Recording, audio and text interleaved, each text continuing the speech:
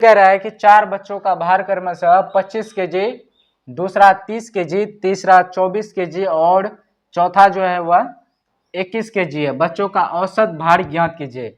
यहाँ 4 बच्चा है जिसका भार क्रमशः दिया है 25 केजी, 30 केजी, उसके बाद 24 केजी और 21 केजी। इसका हमको औसत भार निकालना है कि औसत भार इसका कितना है। तो यहाँ जो है वह औसत का फॉर्मूला, औसत का सूत्र यूज होगा। अगर जो आपको औसत का सूत्र याद नहीं है तो आप इस मैथ को नहीं बना पाएंगे, इसीलिए आपको औसत का जो फॉर्मूला होता है उसको याद होना चाहिए, तभी आप इस मैथ को बना पाएंगे। तो चलिए देखते हैं कि इसका जो औसत भार है वो हम किस प्रकार से निकाल सकते हैं, यानी फॉर्मूला का प्रयोग करके इसका औसत जो है निकालने का हम कोशिश करेंगे। तो देख लीजिए बच्चों का औसत भार इतना है 4 बच्चों का। तो औसत का जो फॉर्मूला है होता है वह क्या होता है, यह हो गया औसत। सबसे पहले यहां लिख देते हैं बच्चों का भार, यह हो गया बच्चों का भार। बच्चों का भार कितना है 25 केजी, उसके बाद है 30 केजी, फिर है 24 केजी, उसके बाद है 21 केजी। यह हो गया बच्चों का भार। उसके बाद क्या होगा, बच्चों की संख्या।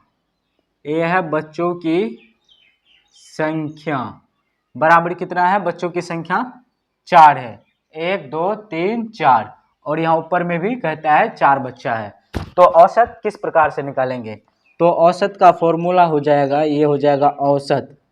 औसत बराबर हो जाएगा बच्चों का कुल भार, यहाँ हो जाएगा बच्चों का कुल भार, ये हो गया बच्चों का कुल भार बटे बच्चों की संख्या, ये हो गया आपका बच्चों की संख्या।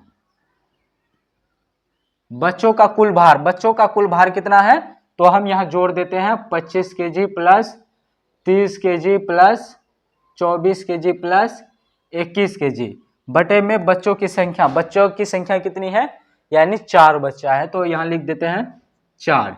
तो कितना हो जाएगा 25 और 30 50, 55, 55 और 24, 55 और 24 79, 79 और 21 100 हो गया, 100 बटे 4। जब इसको हम काटेंगे तो कितना निकलेगा 25, जब इसको काटेंगे तो हम कितना निकलेगा 25, यानी बच्चों का औसत भार कितना है 25 केजी। ये हो गया आपका बच्चों का औसत भार। बच्चों का औसत भार कितना है 25 केजी। इस प्रकार से जो है औसत का फॉर्मूला यूज करके हम औसत निकालते हैं।